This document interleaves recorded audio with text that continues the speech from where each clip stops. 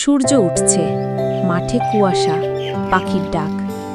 করিম মিয়া একটা পুরনো লুঙ্গি পরে হাতে কোদাল নিয়ে হাঁটছে আর বলছে, আহরে জীবন, সারাদিন খাটি তবুও পেট ভরে খেতে পারি না। গরিবের কপাল কি এমনই হয়? ভাগ্য যেন মুখ ঘুরাইয়া রয়েছে আমার দিক থেকে।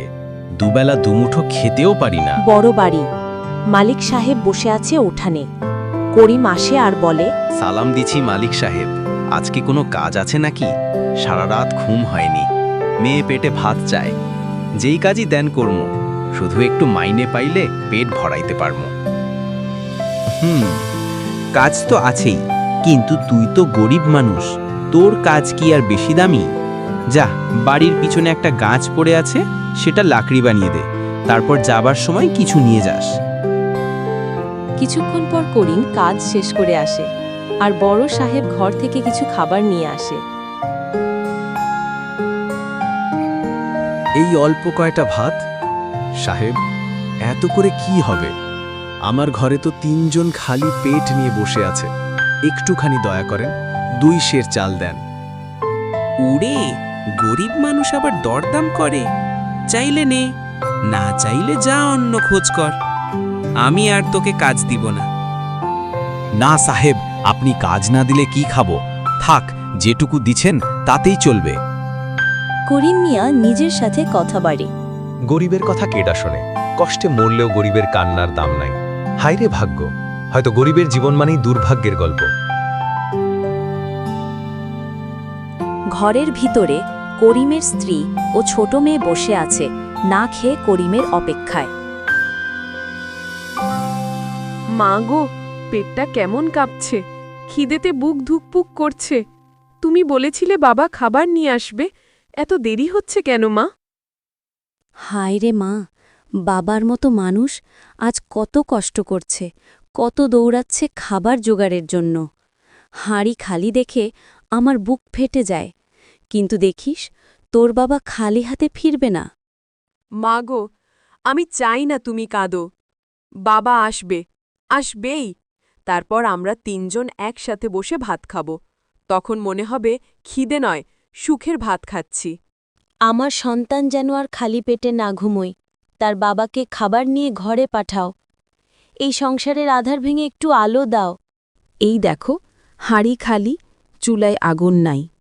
মেয়েটা সকাল থেকে কাঁদছে, তবু এক মুঠো ভাত জোটাতে পারিনি। মালিকরা তোমায় দিয়ে কত কাজ করায়, আর দেয় অল্প কয়েকটা ভাত। কেন এমন অন্যায়? বাবা, আমি ভাত চাই, অনেক ক্ষুধা লেগেছে। আমরা কি গরিব বলে দুবেলা পেট ভরে খেতেও পারবো না? সারাদিন কিচ্ছু খাইনি, ক্ষুধায় আমার অনেক কষ্ট হচ্ছে। কিন্তু আমাদের ভাগ্যটাই বুঝি পোড়া। কাজ করি, ঘাম ঝরাই, তবু দুমুঠো ভাত পাই না।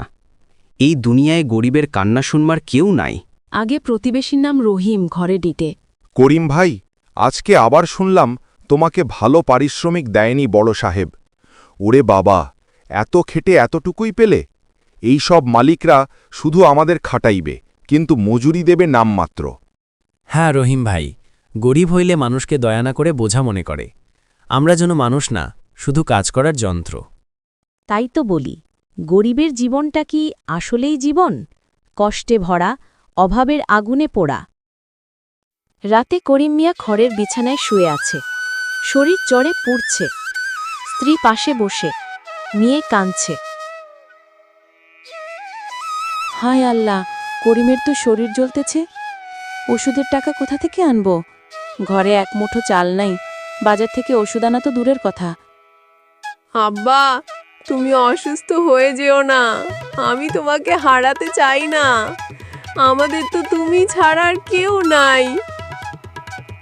মা, আমি জানি আমার শরীর আর সইবে না। কষ্ট করতে করতে শরীর ভেঙে গেছে।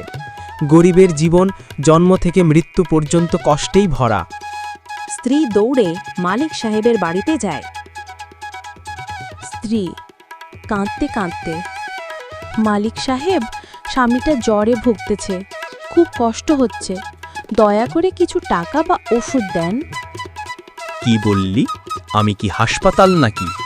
গরিবের অসুখ সুখ আমার কি? যাও, অন্য কোথাও যাও। হায় রে ভাগ্য, গরিব হইয়া জন্মাইছি বলেই মানুষ গণি না। কিছু প্রতিবেশী জড়ো হয়, কিন্তু কেউ সাহায্য করে না।